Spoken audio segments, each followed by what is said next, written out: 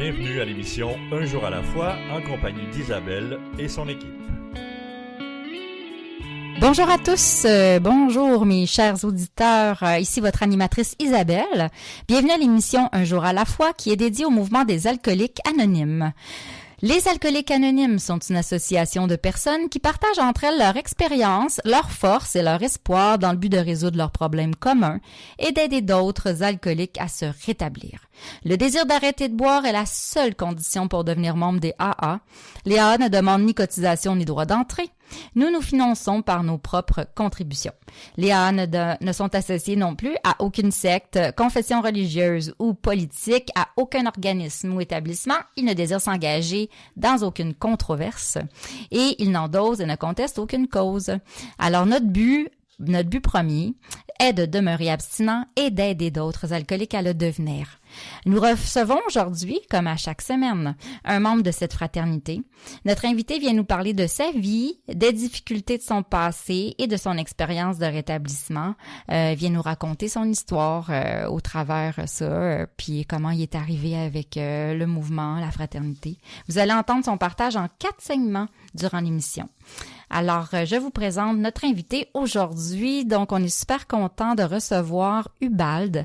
Ubald, on m'a présenté Ubald parce que c'est le parrain d'un membre que j'ai rencontré au travers les meetings que je fréquente et aussi, il est venu partager à la radio.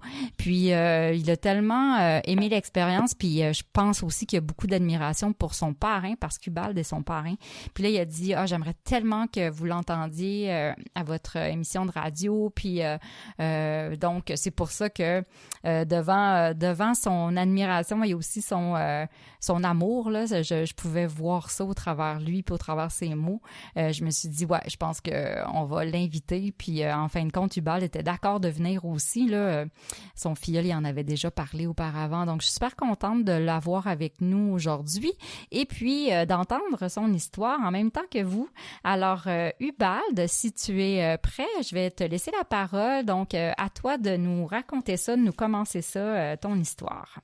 Merci beaucoup. Merci beaucoup, Isabelle, de m'accueillir dans votre studio. Moi, je m'appelle Ubald, puis je suis maintenant alcoolique. Et puis, aujourd'hui, je suis content de le savoir parce que ça m'a permis de connaître un mode de vie qui s'avère être de mieux en mieux de jour en jour. Encore une fois, merci, Isabelle. C'est toujours un privilège de pouvoir parler de ce qui s'est passé, puis de mon rétablissement parmi les alcooliques anonymes. Ça me fait plaisir. Moi, je suis né dans une ville minière des cantons de l'Est, qui s'appelait Asbestos. Aujourd'hui, ils ont changé le nom. Ça s'appelle Val des Sources. Et puis, quand j'ai eu 6 mois, mon père il a acheté une ferme pas loin de là, à Tenwick. Et puis, j'ai été élevé sur la ferme dans un rang. J'allais à l'école du rang les premières années. Après ça, à l'école du village. J'ai finalement fini mes études à Montréal. Moi, chez nous, il n'y avait pas d'alcool. Mon père, il était dans les Lacordaires et buvait pas. Mais c'est vrai que mon père, il nous a élevés. Lui, il avait arrêté de faire quand il s'est marié, puis il a recommencé à boire quand il s'est retraité. Là, on a vu qu'il buvait peut-être pas normal. En parenthèse, là, il y avait des excès. Et puis, on m'a pensé, la première fois que moi, j'ai bu, c'était au secondaire. Il y avait un qui avait emmené un 11 ou un 12 onces de fort, là. Et puis, j'ai toujours dit qu'on avait vu ça à 2, mais aujourd'hui, je connais d'autres types qui avaient emmené ça.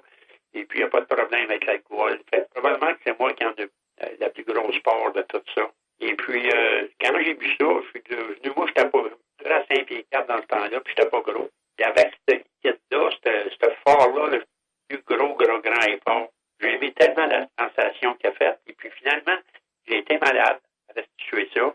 Et puis, j'avais hâte de recommencer. Et puis, quand j'ai arrivé dans une salle d'alcooliques anonymes, ils m'ont dit qu'une personne normale, je sais pas de même, une personne normale, qui est malade avec l'ingurgite, normalement, ils n'ont pas hâte de recommencer. Puis moi, dans mon cas, j'avais aimé la saveur de ça, j'avais aimé ce que ça m'a fait. Et puis, je voulais le faire le plus tôt possible. Et comme on n'avait pas d'argent, on n'avait pas de boisson maison, ça s'est pas fait régulièrement. Mais chaque fois que j'ai eu une occasion, souvent c'était dans des mariages ou des funérailles, et mon oncle, il y avait de la boisson dans le valise, et puis dans ce temps-là, il nous en offrait, les adolescents. Et puis, la prochaine fois, après ça, comme j'ai dit, j'ai fini mes études à Montréal.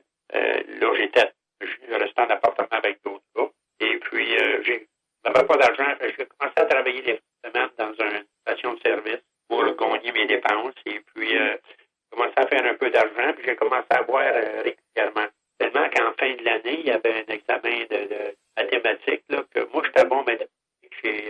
J'avais des bonnes notes. J'avais calculé que même si je n'irais pas à ce concours-là, là, j'allais passer mon année quand même. Mais ce que je ne savais pas, c'est que si je n'étais pas là, ils ne me considéraient pas comme gradué. Il fallait que je sois physiquement là. Moi, la veille de ce concours-là, là, j'ai pris une brosse. Et puis, je ne me suis pas levé le matin pour aller faire l'examen en pensant que ça pourrait être correct. Et puis, maintenant, je n'ai pas gradué cette année-là. J'ai trouvé de poursuivre des cours de rattrapage et puis gradué l'année d'ensuite. Quand j'arrivais dans les salles d'Alcooliques Anonymes, on m'a dit qu'une personne normale n'agissait pas de même. Une personne normale qui avait des concours ou qui avait des commitments pour le lendemain, le soir, il prenait sa idée. Il faisait certain d'être là le lendemain matin. Même j'avais 17 ans, je pense, dans ce temps-là. Puis même là, j'aurais été prêt pour être avec vous autres, mais j'aurais été dû pour être avec vous autres, mais je n'étais pas prêt. Et puis, de là, j'ai gradué, puis j'ai commencé à travailler. Et puis, j'ai commencé à boire à plein. Moi, j'avais une caisse de 24 du siège en arrière de mon auto ou dans la valise d'un couleur quand il faisait trop chaud. Et puis, j'ai conduit en état de poisson. Je ne faisais pas de différence si je ne buvais pas, moi, j'ai jamais pensé que c'était pas correct. Et puis, je vivais en état d'ébriété souvent. Puis, je me suis fait arrêter. Puis, j'étais chanceux, mais que j'étais à Montréal. Les polices m'ont jamais passé de test. Ça, c'était avant les années 70. Et puis, moi, j'ai commencé à travailler pour les Canadiens de Marconi à Montréal. Je suis devenu ingénieur industriel pour eux autres. Donc, m'ont donné des cours pour devenir ingénieur industriel. Et puis, j'avais des rapports à faire au supérieur. Et puis, quand j'avais des rapports à faire, mon boss immédiat qui m'aidait à faire des rapports, je n'étais pas bilingue, j'avais de la misère à écrire ça. Et puis, comme tout bon alcoolique, j'ai décidé, au lieu de demander qu'il me donne des cours d'anglais, j'ai décidé d'aller apprendre l'anglais dans l'Ouest canadien. Et je suis parti avec de mes chums pour l'Ouest pour 2 ans pour apprendre à parler anglais et à écrire l'anglais. Je m'étais dit, si je vais là, mais je reviens pour avoir le meilleur job et puis avoir la plus de facilité à parler et à écrire. Je suis parti pour 2 ans, puis je suis resté là 32 ans. Je dis à tout le monde, j'apprends pas vite. Je suis jamais revenu travailler à Montréal.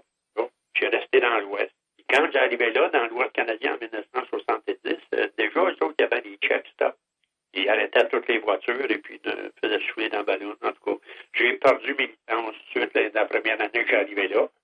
Et puis, j'ai pas arrêté de consommer ou arrêté de conduire à cause de ça. J'ai juste changé. Dans ces temps-là, les computers n'étaient pas adaptés comme ils sont aujourd'hui. Et puis, ça se rappelait pas d'une province à l'autre.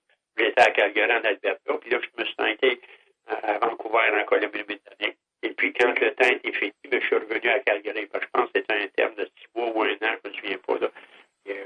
Mais disons, dans nos licences. Quand je suis revenu à Calgary. Et puis, quand j'arrivais dans les salles d'Alcooliques Anonymes, ils m'ont dit qu'une personne normale n'agissait pas de même. Une personne normale, que pour un autre, raison ou l'autre, perd ses licences, mais il ne continuera pas à conduire, puis il ne changera pas de province à cause de ça. J'avais 23 ans dans ce temps-là. J'aurais été dû pour être avec vous autres, mais ça ne s'est pas passé. Je vais vous raconter peut-être une petite anecdote qui fait que, pour vous démontrer que j'étais réellement un alcoolique. Moi, j'allais passer 2 mois à Los Angeles, mon coup, et puis moi, j'appelais ma mère le dimanche matin. Puis un dimanche matin, ma mère elle m'a dit que mon parrain, dans l'Église catholique, on a des parrains. Là. Elle m'a dit que mon parrain, qui est mon frère à elle, est décédé de cette semaine-là, et puis il était décédé d'alcool. Quand j'ai raccroché, moi, je suis allé voir mes amis avec qui j'étais là, puis je lui ai conté ça que mon parrain dans l'Église catholique était mort d'alcoolisme la semaine passée. Et puis que moi, j'allais mourir d'alcoolisme. Comme mon parrain à l'âge de 52 ans est mort, puis moi je prétendais que j'avais 23 ans dans ce temps-là. 52 ans, ça paraît loin, ça paraît tard. Aujourd'hui, j'ai 75 ans, en bonne forme.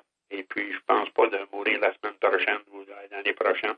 Et dans ce temps-là, 23 ans, tu penses que 52 ans, c'est vieux. Et puis, je pensais que j'étais dû pour ça. Et puis, toujours, je suis revenu à Calgary. Et puis, j'ai fait plusieurs accidents d'automobile. Je me souviens un coup, en dépassant une autre voiture sur une voie pas divisée. Là. J'ai frappé un autre char qui s'en fait. Quand même frappant, j'ai frappé le char à qui je dépassais. J'ai envoyé, je pense, 13 ou 14 personnes à l'hôpital. Là. Mais heureusement, personne n'est mort. Personne n'a été handicapé à cause de ça. Mais une fois, quand j'ai arrivé les alcooliques anonymes, moi, ce que j'ai fait là, quand j'ai eu l'accident, je me suis retourné à l'hôtel. Je n'ai pas été à l'hôpital, je n'ai pas été. Et quand j'ai arrivé à une salle d'alcooliques anonymes, ils m'ont dit qu'une personne normale n'existait pas de même. C'est une personne normale avait un accident, mais tu restes sur les lieux pour aider ceux qui sont peut-être blessés et puis te rapporter cette fois. Fait que moi, j'ai pas fait ça. Puis le lendemain, j'étais allé au poste de police pour rapporter l'accident. Puis je lui ai dit que j'ai eu peur, que j'avais parti. En réalité, j'étais sous. J'ai pas resté là. Merci Ubald. Wow, hein? Tu sais, les comportements, la fuite, tu sais, on comprend la fuite géographique, ça n'a pas plus fonctionné.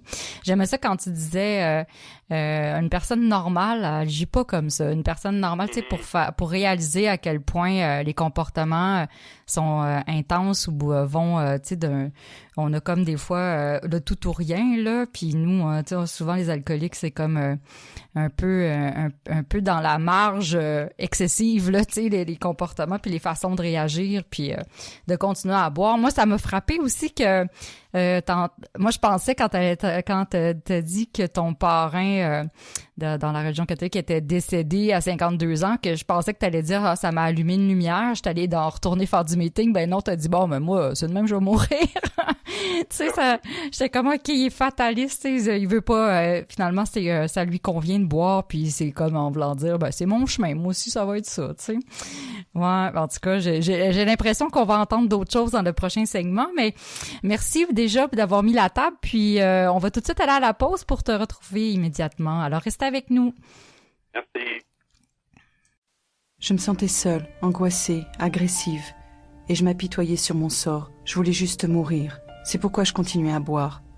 Personne n'aurait pu vivre un tel cauchemar. Puis j'ai assisté pour la première fois à une réunion des AA. À mesure qu'elle se racontait, j'ai découvert que toutes ces personnes avaient connu le même enfer. Je n'étais donc pas la seule. Elles m'ont aidé à cesser de boire et m'ont redonné le goût de vivre. Les alcooliques anonymes, ça fonctionne. Cherchez-nous dans l'annuaire téléphonique, dans votre journal ou sur aa.org.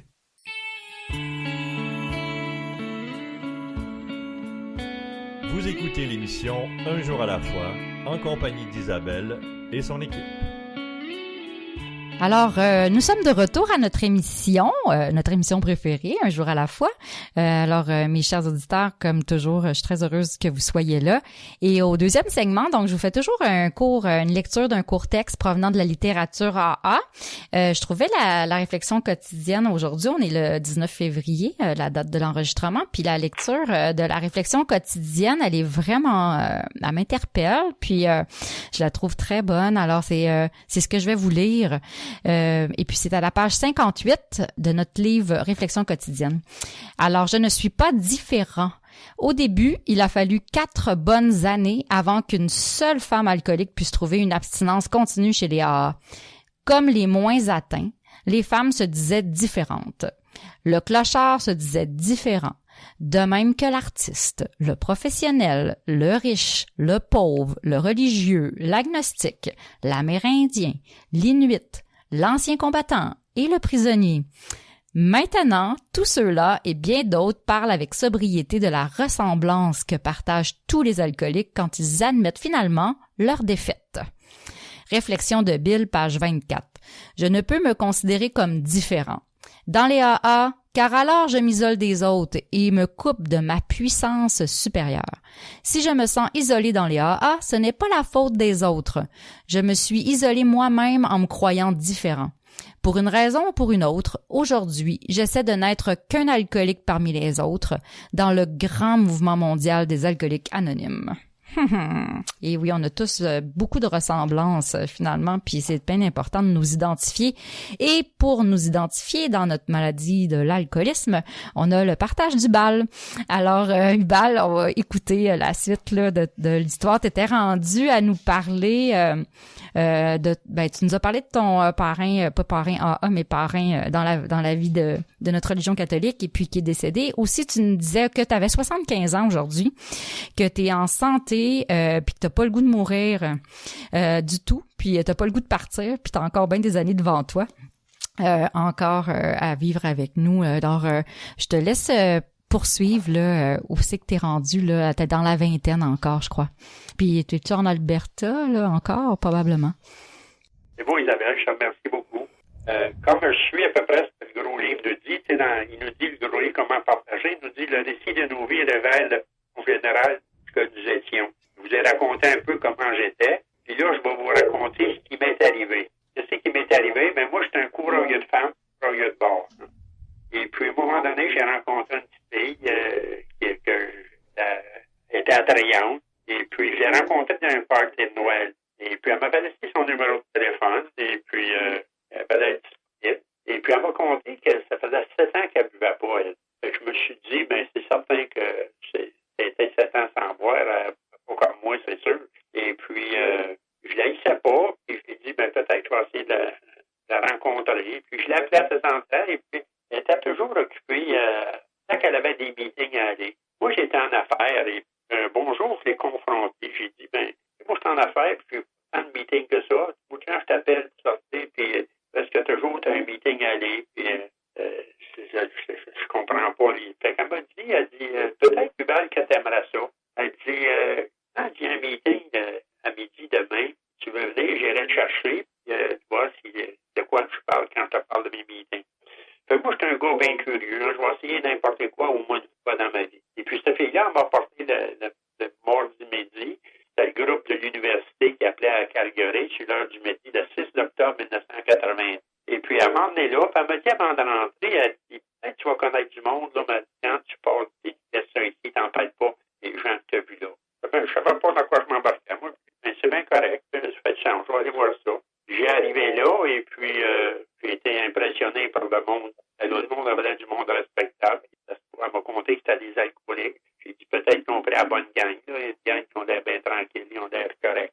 Et puis, quand j'ai eu fini le meeting, j'ai sorti, j'ai discuté avec une couple de gars, là, puis ils m'ont donné une enveloppe. Il y en a qui est venu me voir avec un gars, puis il avait écrit il y avait des noms de personnes là-dessus, là, puis des numéros de téléphone. Et Hubert, si ça t'intéresse, ben, tu peux nous appeler. Et puis, ça nous fera plaisir que tu viennes nous voir. Puis, moi, je vous avais des gars bien corrects. On va revenir vous voir.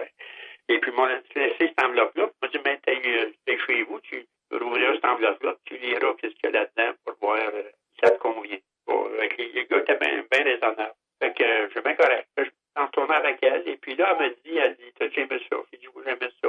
On a discuté un peu de ça. Et puis, elle me dit, t'aimes ça? Peut-être que ça serait bon que tu reviennes là-dedans. Et puis, c'est ça que j'ai fait. Ils m'ont dit, parce qu'ils ont dit qu'ils avaient besoin de moi, puis ils m'ont dit que je serais bien utile pour eux autres. Moi, je suis un gars qui aime ça aider. Ça fait que j'ai décidé que je vais aller lui donner un coup de main. Ces gars-là, c'est du monde qui ont l'air correct. Et puis, elle fait des meetings. Puis là, elle m'a dit, elle venait avec moi des meetings des fois pas, mais elle m'a dit, je la contactais, puis elle m'a dit, elle va te prendre un parrain. Pour les Canadiens, on a des parrains. Là. Les parrains, c'est des gens qui vont nous guider, certains qu'on est en bonne direction, qui vont faire des bonnes démarches. Et puis, elle m'a dit comment me trouver un parrain. C'est bien facile. Elle dit, quand tu vois, il y avait beaucoup plus de meetings à discussion à Calgary qu'il y avait de meetings à partage.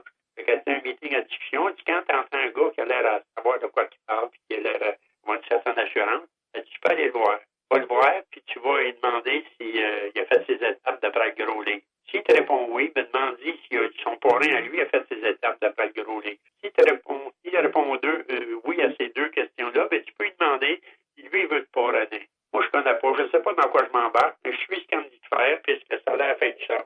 Fait que le premier gars que j'ai demandé, les deux questions, il m'a répondu deux questions, puis ça, j'ai demandé de me parrainer, et puis il m'a refusé. Et puis aujourd'hui, ben là, j'ai compris pourquoi après que je suis resté dans le cours canadien, parce que peut-être qu'il a fait ses étapes dans le Calgary, mais je pense qu'il a manqué quelque chose parce qu'il retourne à boire à tout bout. Il m'a fait un bienfait en me refusant parce qu'il a été sur la mauvaise track. Le deuxième gars que j'ai demandé les mêmes questions, un autre gars, puis il m'a dit oui, et puis j'ai demandé s'il pourrait me parrainer. Puis ce gars-là, il m'a impressionné parce qu'il m'a dit, Yuval, ça va être un honneur de parrainer. Moi, ça faisait 30 ans que je buvais. Puis il y a plus bien de monde qui trouvait que c'était un honneur d'être avec moi. Il m'a dit, une condition, c'est que tu veux faire tes étapes avec la façon qu'ils sont écrites dans le gros livre. Fait que moi, je ne connais pas dans quoi je m'embarque. Je lui dis que oui. Parce qu'il dit, moi, Yuval, je ne connais pas d'autre chose que ça. Je ne peux pas t'aider dans d'autres choses. Si ça t'intéresse, je suis correct.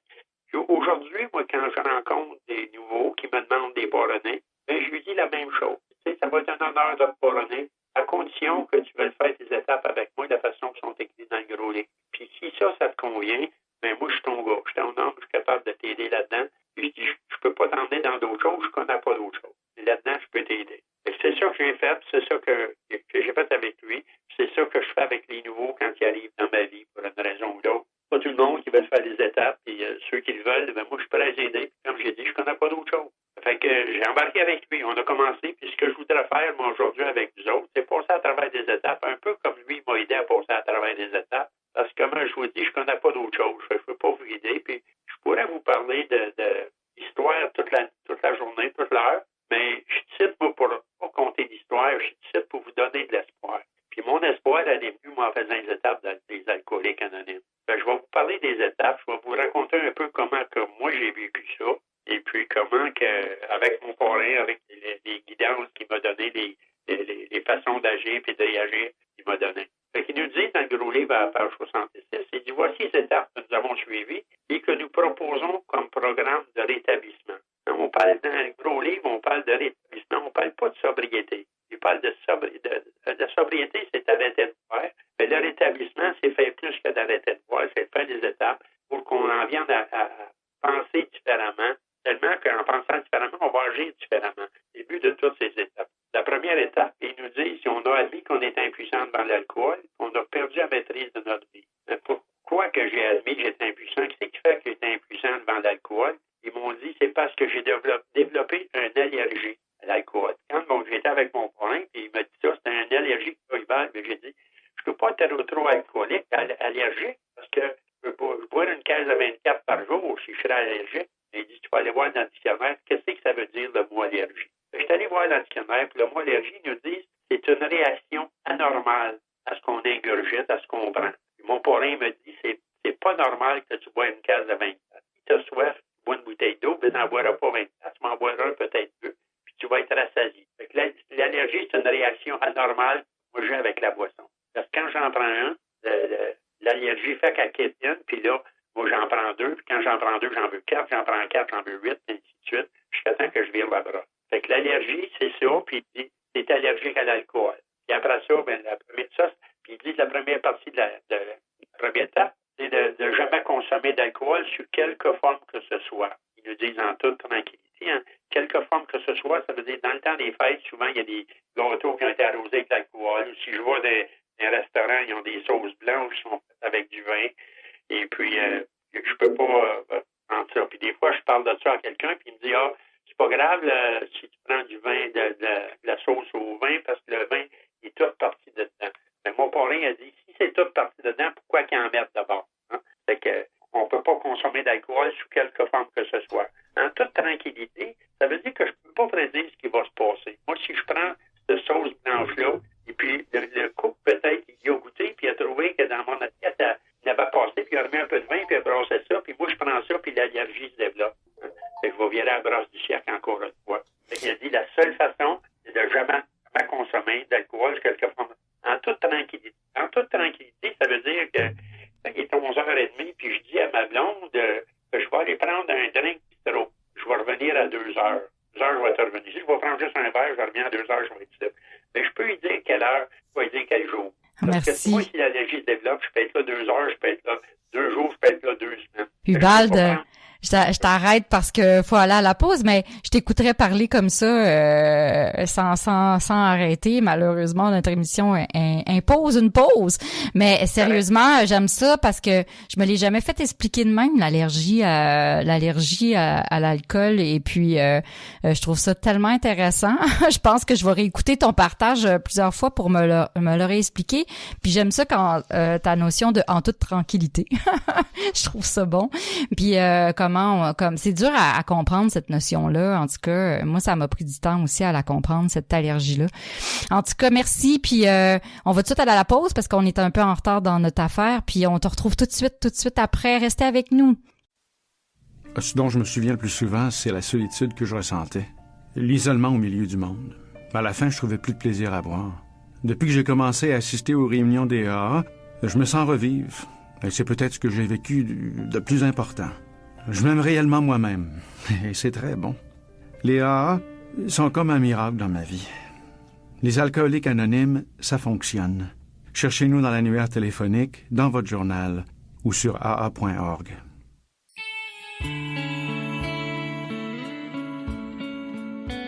Vous écoutez l'émission Un jour à la fois, en compagnie d'Isabelle et son équipe. Nous sommes de retour à notre émission Un jour à la fois.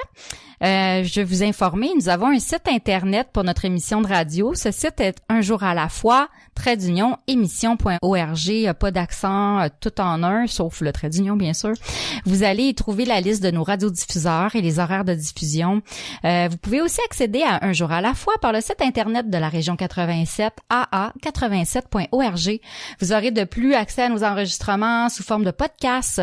Les podcasts, là, à partir de 2020, fait que 2020, 2021 et ce qu'on a enregistré jusqu'à maintenant 2022. Les archives de partage radio sont là. Les podcasts peuvent s'écouter via toutes les plateformes. Vous choisissez celle que vous préférez. Et si vous voulez venir partager votre histoire, en ce moment, on enregistre par téléphone.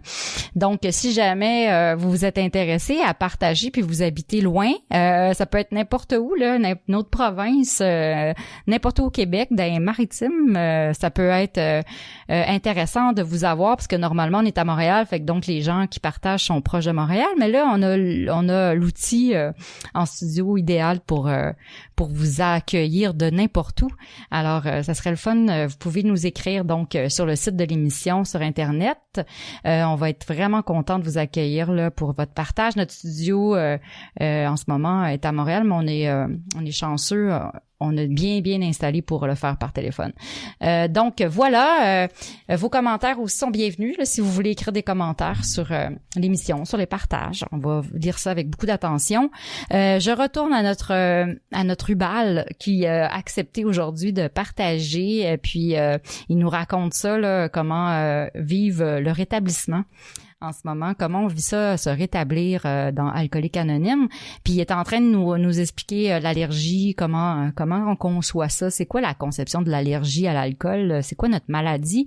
Puis là, je l'ai arrêté là pour la pause, mais il est en train de compter là, que lui savait très bien à quelle heure qu'il allait revenir, là, mais c'est juste une question de quelle journée. Fait que je le laisse expliquer comment il vit son rétablissement. Vas-y, Val. À toi. Merci, Isabelle. On vous a parlé de l'allergie, on va parler de rétablissement.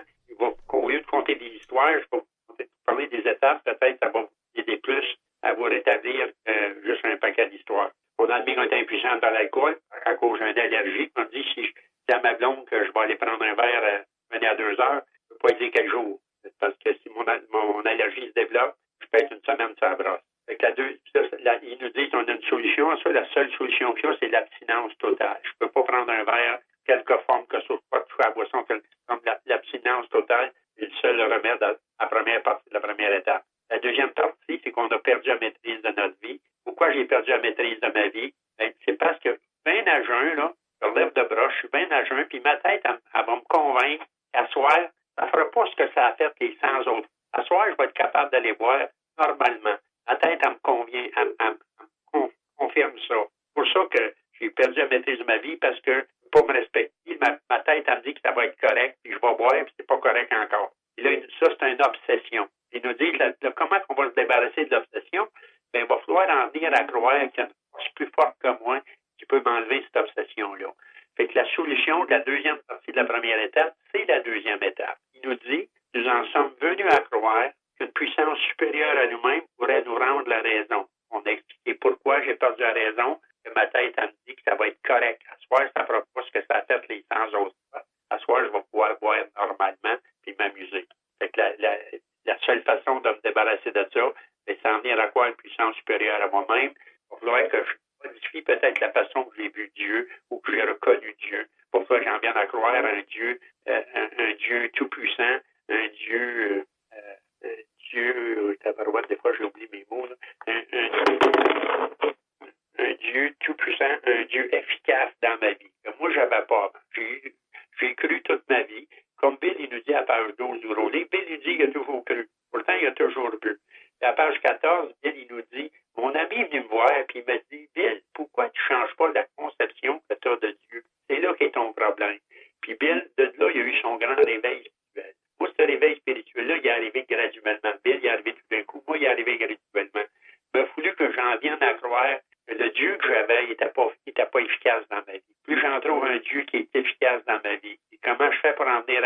un Dieu efficace, mais comme mon parrain dit, allez à l'épreuve ton Dieu. Dieu, c'est un Dieu d'amour. S'il est un Dieu qui est vengeur, un Dieu qui est pas correct dans ta vie, mais c'est pas le bon Dieu, c'est un mauvais Dieu. Il va falloir que tu trouves un Dieu qui va être efficace dans ta vie. C'est quoi un Dieu efficace? C'est quand moi j'ai des troubles, quand la vie n'est pas fine avec moi, je demande à mon aide suprême de m'aider à passer à travers de ça, puis je sens sa force en moi, de m'aider à accepter la vie, puis à passer à travers des moments difficiles de la vie. Et puis quand j'ai des peurs, je me réveille plus de la nuit, peut-être j'ai des peurs qui m'accompagnent, mais je demande à Dieu de ma conception, il m'enlève ces peurs-là. Puis ça, depuis les derniers 31 ans, ça n'a jamais arrivé que Dieu n'a pas fait ça dans ma vie, que Dieu il m'a pas enlevé mes peurs, que Dieu m'a pas guidé dans la vie. Ça arrive peut-être pas tout de suite le même jour, peut-être pas à la même heure, peut-être pas la même journée, peut-être pas la même semaine, mais éventuellement manifeste. Dieu se manifeste dans ma vie, Dieu est efficace dans ma vie. Puis si vous n'avez pas un Dieu efficace dans votre vie, il va falloir que vous en veniez à croire un autre Dieu ou modifier le Dieu que vous avez jusqu'à temps qu'il devienne efficace dans votre vie. Quand j'ai trouvé un Dieu efficace, ce que j'ai fait, j'étais à la 3e étape. J'ai décidé de confier à ce nouveau Dieu-là ma volonté puis ma vie, qui sont mes pensées puis mes actions, que je t'allais donner à cette nouvelle conception de Dieu-là. Parce que ce que j'avais avant ne fonctionnait pas. Aujourd'hui, ça fonctionne.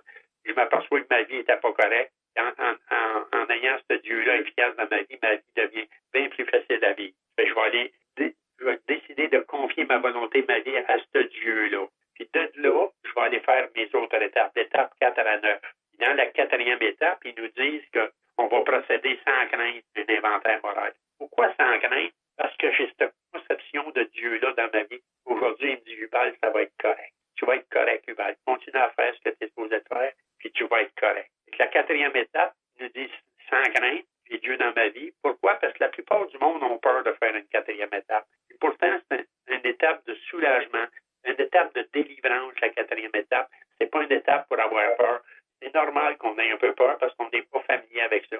Il faut en venir à croire qu'il y a un Dieu qui va être efficace, qui va m'aider à passer à travers de ça, qui va m'aider à passer à cette 4e étape-là, sans crainte, approfondir le moment. Ça veut dire que je vais aller voir dans tous les domaines de ma vie. La 4e étape, dans le gros livre, ils nous l'ont divisé en 4 parties. La première partie, c'est que je vais aller voir mes ressentiments. C'est quoi un ressentiment? C'est quand je pense à quelqu'un puis ça ne va pas bien dedans, ou à quelque chose, ou à quelque part, ça ne va pas bien, bien ça, c'est un ressentiment. Ils nous disent que le ressentiment, c'est l'ennemi numéro 1 pour les alcooliques. Fait, il va falloir que je me débarrasse de mes ressentiments. Puis dans le gros livre, ils nous disent comment faire. Ils nous disent qu'on va aller voir, prendre une feuille, puis je vais diviser la feuille en deux, puis dans l'autre de la feuille, je vais marquer le nom de la personne contre qui j'ai des ressentiments. Puis je vais noter le nom de la personne. À gauche, je vais aller écrire qu'est-ce qu'elle m'a fait, cette personne-là, pourquoi j'ai des ressentiments. Et puis à droite, je vais aller écrire comment je me suis senti quand cette personne-là m'a fait ce malheur-là ou cette chose-là. Puis il nous dit, ça affecte quatre aspects de ma vie. Soit que ça a affecté mon amour propre, ma sécurité, mes ambitions, mes relations personnelles et sexuelles. Ça a affecté une de ces 4 ou 5 choses-là dans ma vie. Chaque fois que personne me blesse, c'est parce qu'il affecte les instincts. Les instincts, c'est ça, l'instinct social, l'instinct sexuel, l'instinct de sécurité, émotive et matériel. Bill, il nous divise ça en 5 morceaux, mais c'est tout le temps nos 3 instincts naturels qui sont affectés. Et puis, je vais écrire, ils nous disent que je vais aller passer ma vie en revue. Rien n'avait plus d'importance qu'être ici honnête. Précis, ça veut dire que je vais écrire 2-3 mots. Je n'écris pas des paragraphes, des pages. J'écris 2-3 mots sur ce que c'est que la personne m'a fait. Puis à gauche, je vais écrire 2-3 mots comment je me suis senti à cause de ça. Puis là, ils disent, on va passer notre vie en revue. On va partir d'aujourd'hui. Puis avec lui en arrière, je me suis rappelé des choses que j'avais 3 ou 4 ans qui étaient passées dans ma vie, que le monde n'a pas été fait avec moi. Puis j'ai écrit toutes ces choses-là. Et puis après ça, ils nous disent qu'est-ce qu'on va faire avec ça. On va aller prier. La page suivante, ils nous disent on va aller prier pour ces personnes-là. On va aller prier pour que ces personnes-là, parce que c'est des personnes souffrantes, des personnes malades, tout comme nous, on va aller prier pour eux autres pour qu'ils deviennent. Puis dans notre gros livre, à la page 615 et 616, il y a une belle prière là, qui nous aide à nous débarrasser de nos ressentiments. Je vais juste aller vous le lire dans le bas de la page 615, ils nous disent là, si vous faites du ressentiment et vous voulez vous en libérer, vous priez pour la personne ou la chose que vous ne supportez pas, vous serez libéré. Si vous demandez dans vos prières tout ce que vous voulez pour vous-même leur soit accordé, vous serez libre. Priez pour leur santé, leur prospérité et leur bonheur, et vous serez libéré. Même quand vous ne le voulez pas vraiment. Même quand vos prières sont des paroles puis vous ne les pensez pas véritablement.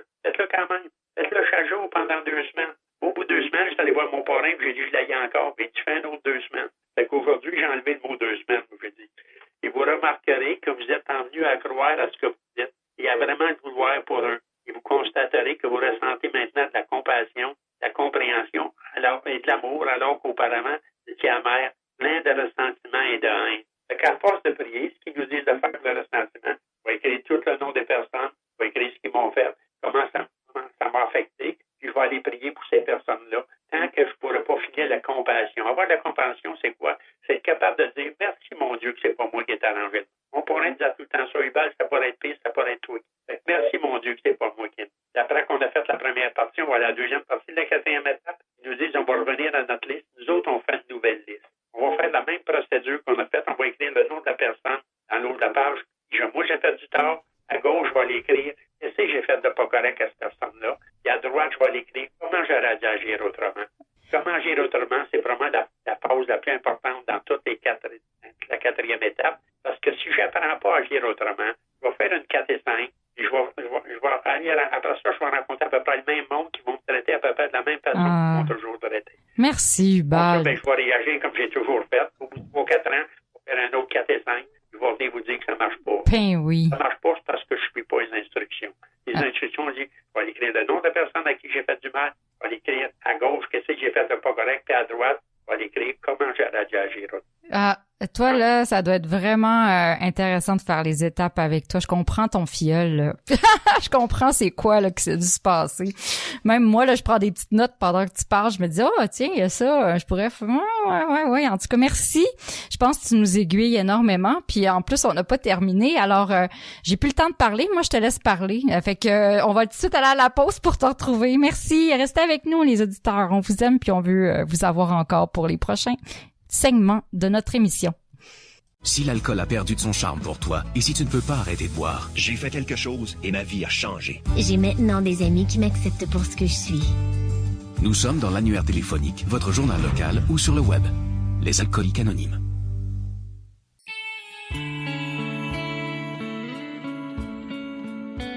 Vous écoutez l'émission Un jour à la fois, en compagnie d'Isabelle et son équipe.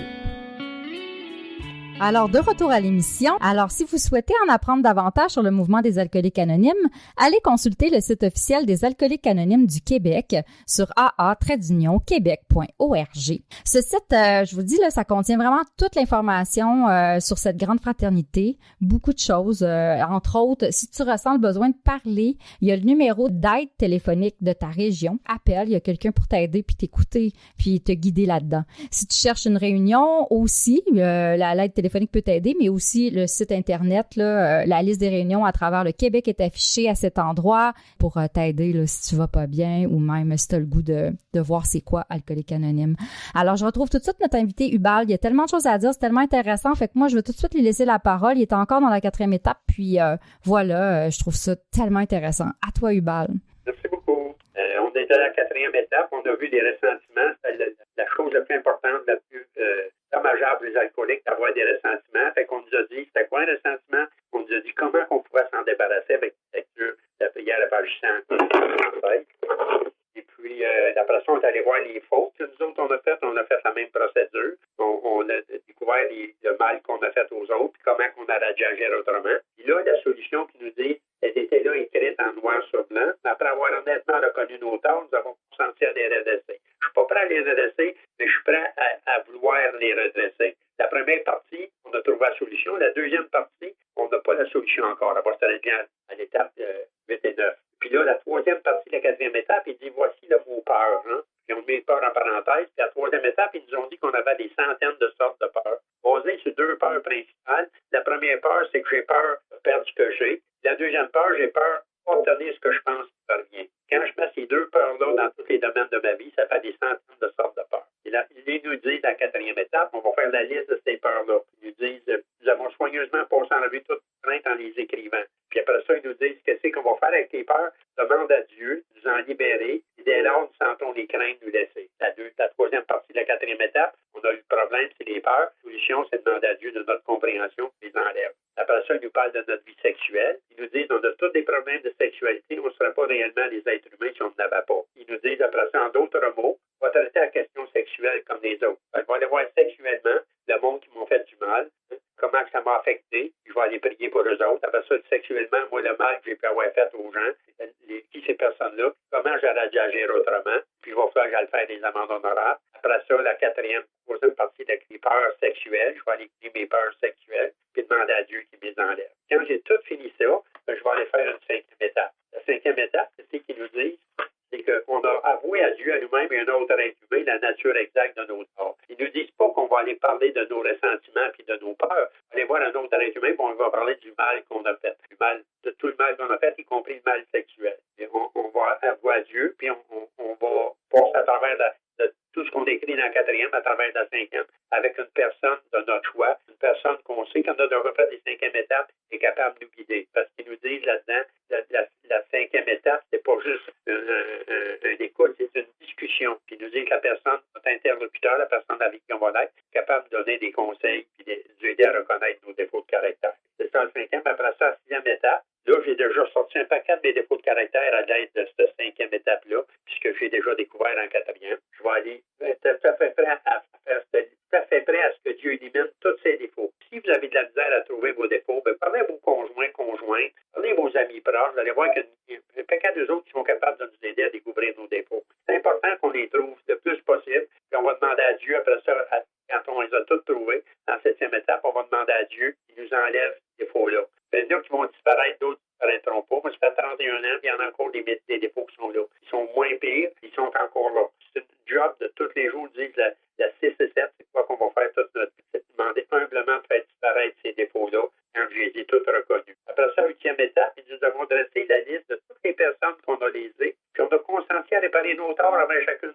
Et cette liste-là, si j'ai fait la quatrième étape, comme je vous l'ai indiqué, selon le gros livre, c'est la deuxième partie de la quatrième étape que je vais aller parler. Et encore là, la huitième étape, je vais aller sortir cette partie-là de la quatrième étape, dresser la liste de toutes les personnes, c'est déjà fait. Je vais déjà être prêt à aller faire ma neuvième étape. Il y a la neuvième étape, et nous avons réparé nos torts directement avec cette personne dans la mesure du possible, sauf lorsqu'en se faisant, nous risquions de nuire ou de nuire à d'autres. On va aller faire une neuvième étape face à face avec quelqu'un, pas par lettre, pas par l'Internet, je vais y aller directement. Si je peux pas, bien là, avec l'aide de mon parrain, ma moraine ou mon guide spirituel, je vais décider lesquels que je vais lui envoyer une lettre ou lesquels je vais lui envoyer un mémo sur l'email pour être le plus proche possible d'être directement avec eux autres. C'est pas moi qui décide ça. Je décide ça avec mon parrain, ma moraine ou mon guide spirituel. Puis ils nous disent, on va les parler directement, sauf lorsqu'en faisant, nous risquions de nuire ou nuire à d'autres. Si je suis pour nuire, ça fait plus de tort qu'elle dit, bien, je ne ferai pas ces amendes honorables-là.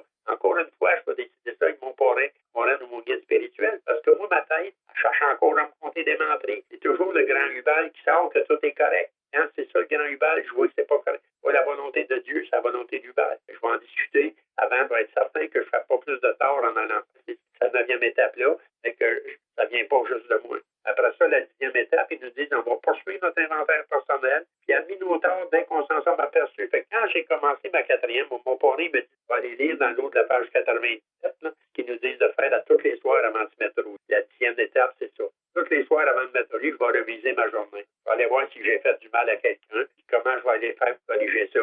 Si c'est possible, je vais le faire tout de suite, sinon. Puis je vais demander à Dieu de ma compréhension qui m'aide à pu avoir ces défauts-là. Moi, j'amène tout le temps une anecdote. Moi, j'aime ça au golf. Je sac au golf. Mais chaque fois que je vais commencer, ça a 31 ans, puis je sac encore, mais je sac pas mal moins que je sacrais. C'est tout le temps mon être suprême avant de conseiller. Aide-moi à pas sacrer. C'est pas parce que ça m'affecte moi. Ça affecte les gens avec qui je joue. On appelle ça jouer au golf. Moi, le malade, là, je manque un coup, puis je vais sacrer, puis ça dépend de l'intérêt que les autres ont dans le golf. Fait que je vais être certain que je ne vais pas en partant en faisant ça, puis je vais faire des amendes honorables aussitôt je m'en aperçois. Moi, j'ai pas de trouble à faire des amendes honorables. J'ai du trouble à m'en apercevoir. Quand le grand Hubal sort, depuis d'amende, Hubal, il est correct. Le grand Hubal, il est correct. Pour ça, il faut que j'aie un parrain, un guide spirituel. Il va m'aider à me débarrasser de ça. Après ça, la 11e étape, c'est qu'on va chercher par la prière et la méditation à améliorer notre contact conscient avec Dieu tel que nous le concevions, lui demandant seulement de connaître sa volonté en notre égard, pour nous donner la force de l'exécuter. Et la prière et la méditation, un contact direct.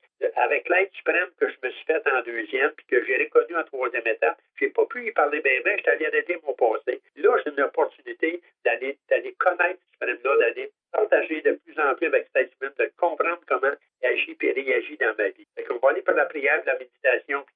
Dans le 12 par 12, mais ça a sauvé ma vie, ça. Dans le 12 par 12, la première partie du 12 par 12, ils nous parlent comment méditer. Puis ils nous disent mot par mot et action par action pour méditer. Dans le volume que j'ai, c'est de la page 112 à 115. Après ça, de la page 116 de 120 nous parle comment prier. C'est toutes des choses que moi j'avais faites, je ne savais pas comment les faire avec la méthode AA. Aujourd'hui, je suis la méthode AA. Moi, je dis tout le temps, il y aurait dû manger AA, là, que je ferais. Moi, je mangerais de manger AA. J'essaie de m'en venir le plus possible au mode de vie du gros livre des alcooliques anonymes, dans tous les domaines de ma vie. Après ça, ils nous disent, ayant connu un réveil spirituel comme résultat de ces étapes. Si je fais, c'est une des plus grosses promesses qu'il y a dans le gros livre. Ils nous disent que si je fais les 11 premières étapes-là, je vais avoir un réveil spirituel. C'est quoi ce réveil spirituel-là? Parce qu'on va lire à la page 31 du gros livre, puis aussi à la page 633, mais la page 31, donc, il nous donne une belle expérience. C'est quoi l'expérience spirituelle? Ils nous disent au milieu de la page, de temps à autre, des alcooliques ont parfois vécu ce qu'on appelle une expérience spirituelle vitale. Ma vie en dépend de ça. Là, le docteur a dit, je considère ces événements comme des phénomènes. Un phénomène, c'est comme un miracle. Quoi qu'on a vu arriver, on sait que c'est là, on ne peut pas expliquer pourquoi. Puis ils disent, on pourrait les assimiler à des grands transferts et réaménagements d'ordre émotionnel. L'expérience spirituelle, c'est voir des transferts et réaménagements dans ma tête qui va se passer. Ils nous décrivent c'est quoi? L'idée, les émotions et les attitudes. Dictées jadis des personnes, leur conduite, sont soudainement mises de côté. Ils deviennent dominés par un ensemble de conceptions et de principes entièrement nouveaux. Ça veut dire les idées, les émotions que j'avais, on va être transformées complètement avec des idées nouvelles, des émotions, des attitudes nouvelles qui vont être complètement différentes, qui vont faire que ma façon de penser va changer assez drastiquement, que ma façon d'agir et de réagir va être différente. Ça, c'est la plus belle promesse qui se font dans toute vie. Souvent, j'en parle des promesses. En 9e étape, il nous parle des promesses qu'on lit souvent dans le gros livre. On lit souvent dans les réunions. On appelle ça les promesses de A. Il n'y a pas juste ces promesses-là. Il y en a 238 promesses dans A. Après le box 459 du temps des fêtes en 88, ils ont écrit ça. Fait que quand on en lit, j'aimerais ça que le monde apprenne tout à dire les étapes et les promesses de la 9e étape qu'on va vous, parce qu'il y en a dans toutes les étapes. Après avoir reconnu ce réveil spirituel-là, ben, on va essayer de mettre ça, de transmettre ce message à d'autres alcooliques. Et c'est ça que Isabelle me demandé. Elle m'a entendu, Yuval, peux-tu venir transmettre le message? Il n'y a pas 20 messages, il n'y a pas 2, il y en a juste un. Le seul message qu'il y a dans Alcoolique Anonyme, c'est que vous allez avoir un réveil spirituel si vous faites vos 11 premières étapes avec quelqu'un qui a déjà fait dans le gros livre. On va transmettre ce message-là. Et après ça, nous dit, c'est de mettre en pratique ces principes dans tous les domaines de notre vie. C'est probablement la partie la plus difficile de toutes les étapes à faire. C'est d'aller faire toute ma vie avec ma femme, mes enfants, mon travail, tout le monde qui est impliqué dans ma vie. Il faudrait que ça paraisse que j'ai fait mes étapes. Pourquoi que ces gens-là, quand ils me voient, ils vont dire, je ne sais pas ce qui est passé avec Yuval, mais il est différent. Je ne sais pas, me semble, c'est plus facile de faire affaire avec lui, Esther. C'est pas différent avec Yuval. C'est ça que le monde va se dire à propos de tous vous autres, de tous ceux qui font ces 11 premières étapes-là avec le gros livre, avec quelqu'un qui les a déjà fait. C'est la grâce que je vous souhaite à toutes vous autres de pouvoir aller faire ces étapes-là avec quelqu'un qui les a déjà faites, qui est capable de vous guider là-dedans. Pour que vous deveniez joyeux, heureux et libre sans les consommer, quelle que soit votre consommation de choix. Le but de toutes ces étapes-là, c'est que moi, si je me réveille joyeux, heureux et libre, je n'irai pas penser qu'aller boire, ça va être correct, ou aller me geler, ça va être correct, ou aller courir les femmes. Non, je suis joyeux, heureux et libre, j'ai pu aller chercher cette utopie-là. Ah, Ubald, faut que je t'arrête, mais Ubald. Est-ce que tu as un dernier mot, là? Je te coupe encore, mais sérieusement. Je souhaite ça à tout le monde. C'est juste ça, c'est tout ça. Demandé. Merci. Oh, là, les frissons me passent dans tout le corps, puis là, j'ai presque plus de temps pour dire quoi que ce soit, mais j'avoue que j'ai pas grand-chose à rajouter. Ton message est clair. L'espoir, c'est sûr que ton partage en a donné. C'est tellement une transformation, ces 12 étapes-là, puis de la manière qui sont expliquées par toi, par ta voix, par ton expérience. Merci, Ubald. Et puis, je remercie aussi tous les participants, donc aussi nos auditeurs. Merci d'être là. Mon équipe, Yvon, Normand et les collaborateurs et radiodiffuseurs. Alors ici, votre animatrice Isabelle. Je vous souhaite une bonne semaine. À bientôt!